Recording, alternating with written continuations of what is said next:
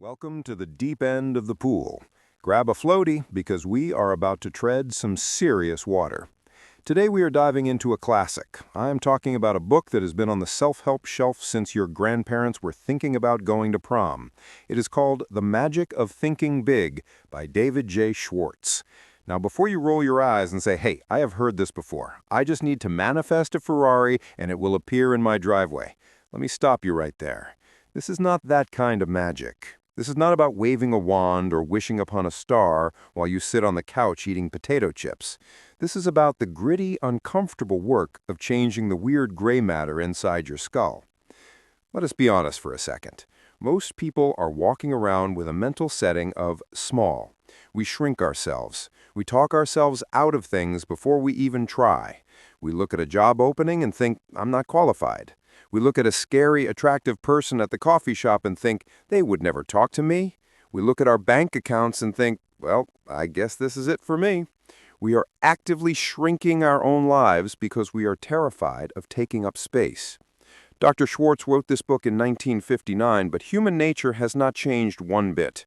We are still scared, we are still making excuses, and we are still thinking way too small. So pull up a chair and let us break this down into some bite-sized nuggets of wisdom that might actually change your life, or at least stop you from being your own worst enemy. The first massive lesson Schwartz throws at us is something he calls the power of belief.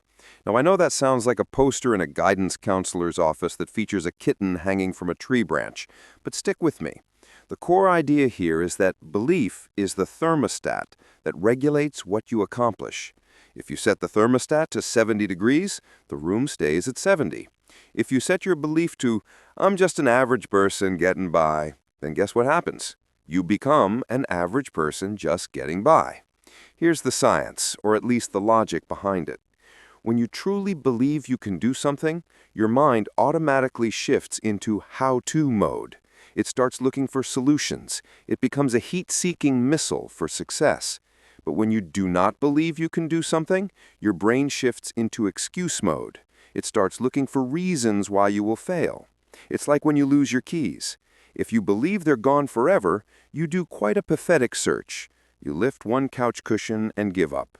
But if you know for a fact those keys are in the house, you will tear the place apart until you find them. Your belief dictates the effort. Think of it like assembling flat-pack furniture. You know the kind I mean, the stuff that tests your marriage and your sanity. If you go into it thinking, I'm definitely going to mess this up and have 3 screws left over, you'll read the instructions wrong, you'll put the shelf on backward, and you'll end up with a wobbly table that leans to the left. But if you go in thinking, I am a master builder and I will conquer this particle board, you pay attention, you double-check, you visualize the finished product. Belief triggers the power to do. It's not magic, it's just your brain actually doing its job instead of sabotaging you. This leads us right into the second lesson, which Schwartz calls curing yourself of excusitis, the failure disease. I absolutely love this term, excusitis. It sounds like you need a prescription cream for. Excusitis is the habit of making excuses for why you are not where you want to be. And Schwartz says we all suffer from it to some degree, but successful people inoculate themselves against it. There are 4 main strains of this disease. The first is health excusitis. Oh, I don't feel good enough. My back hurts. I have bad allergies. Listen, unless you are literally in a hospital bed right now, you probably have enough health to do something. The second strain is intelligence excusitis. This is the big one. This is when you say, I'm just not smart enough to figure that out. Here's the reality check. It's not about how much horsepower you have in the engine. It's about how good the driver is. You can have a genius IQ, but if you're lazy and negative, you'll be lapped by a guy with average intelligence who just grinds harder. Stick-to-itiveness is worth way more than a high IQ score.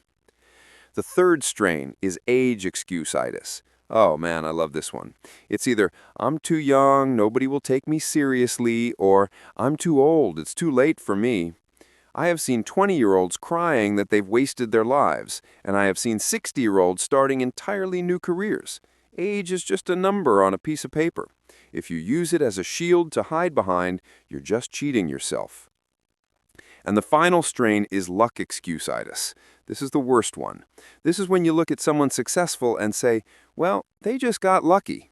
Maybe they did, but usually what looks like luck is actually preparation meeting opportunity. If you sit around waiting for the luck truck to hit you, you're going to be waiting a long time on a very lonely road. Cure your excusitis. Catch yourself every time you make an excuse and flip it.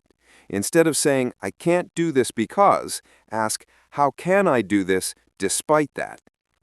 Now let's move on to lesson number 3, which is all about fear. Fear is real. It's not an illusion. It is a fog that surrounds us. But Schwartz gives us a very specific antidote for fear. He says, action cures fear. Indecision and postponement fertilize fear. Let me give you a modern example. Let's talk about sending a risky text message. Maybe it's to a crush, maybe it's to your boss asking for a raise. You type it out, you stare at it, your heart starts beating fast.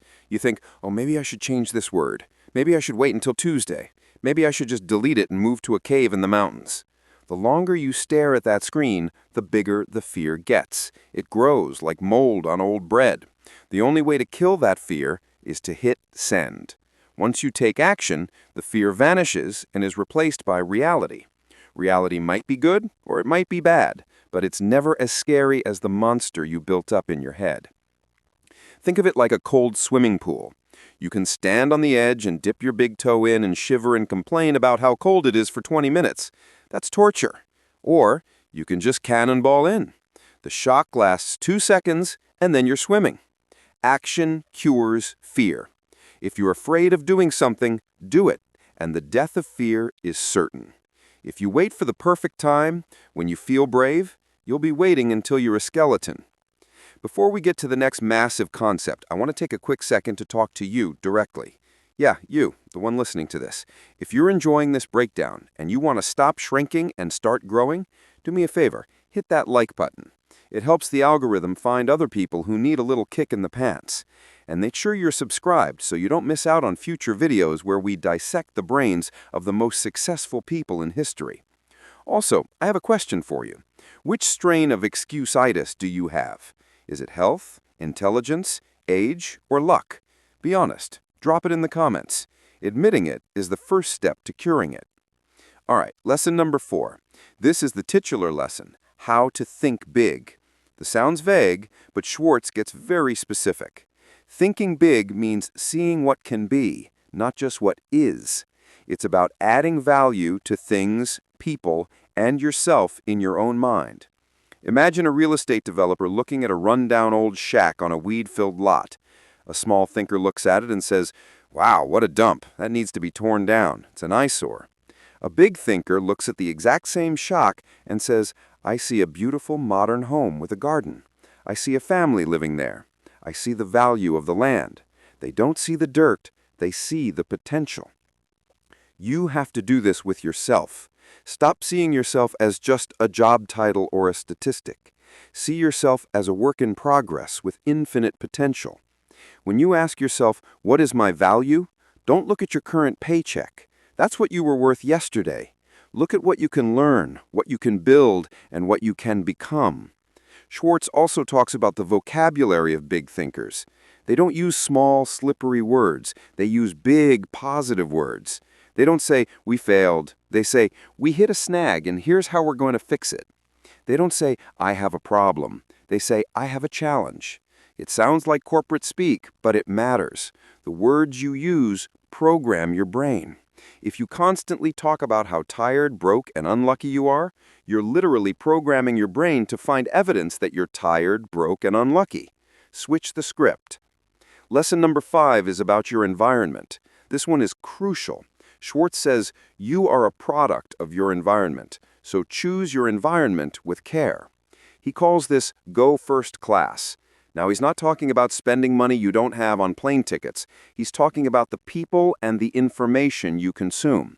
We all have those people in our lives who are negativity vampires. You know the ones. You tell them you have a new idea, and they immediately tell you 5 reasons why it will fail. They are the Mr. Defeatists of the world. Schwartz says you need to get away from these people. They are poison. If you hang out with people who think small, you will think small. It's contagious. Instead, you want to surround yourself with people who are going places, people who talk about ideas, not other people, people who are optimistic. It's like tennis. If you play against someone who is worse than you, your game gets sloppy. If you play against someone who is better than you have to run faster and hit harder just to keep up. Your game improves. And this applies to what you consume, too. Are you watching trash TV that makes you feel bad about humanity? Or are you learning things?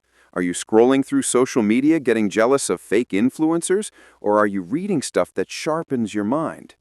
Going first class means treating your brain like a VIP lounge, not a dumpster.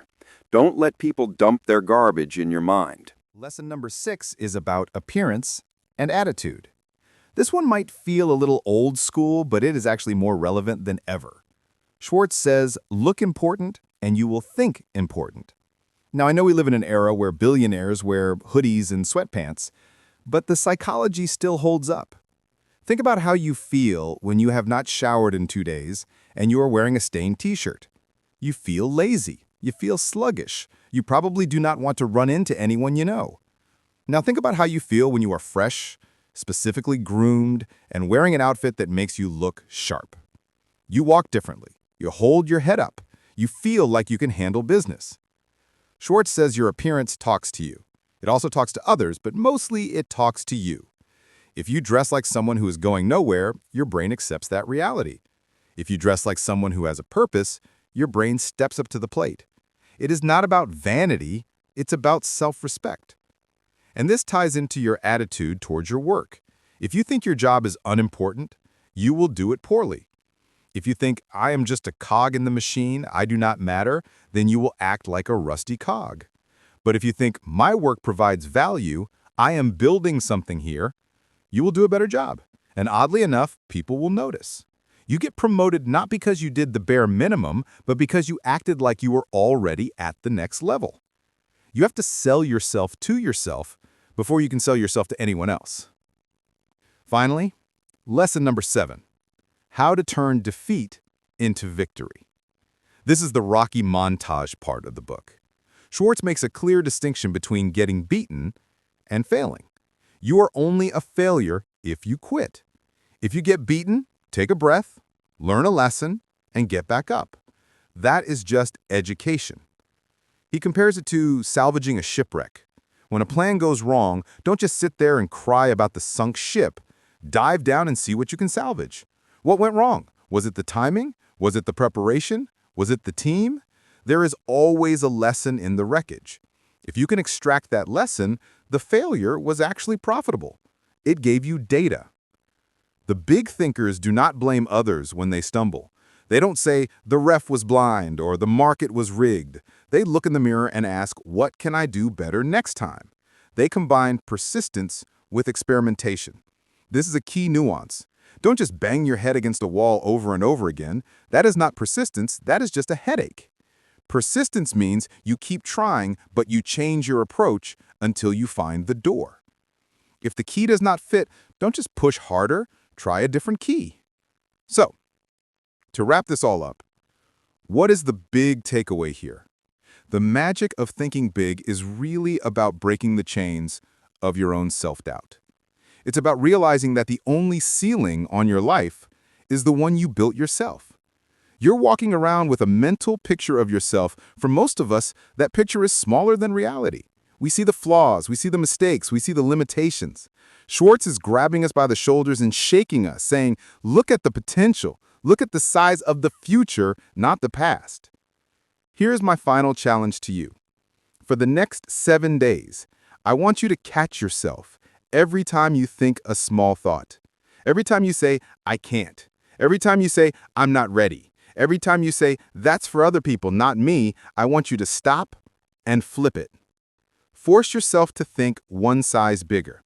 If you're scared of a meeting, visualize yourself crushing it. If you're jealous of someone, realize they put in the work and you can too. Life is too short to be little. You don't get a prize at the end for shrinking yourself down to fit into a box. So expand. Take up space. Be loud with your ambitions. The world will move aside for the person who knows where they're going, but you have to know it first. And hey, if you found value in the script, do not forget to smash that like button and subscribe. It's a small action that leads to big results for this channel. Now, go out there and think big. I'll see you in the next one.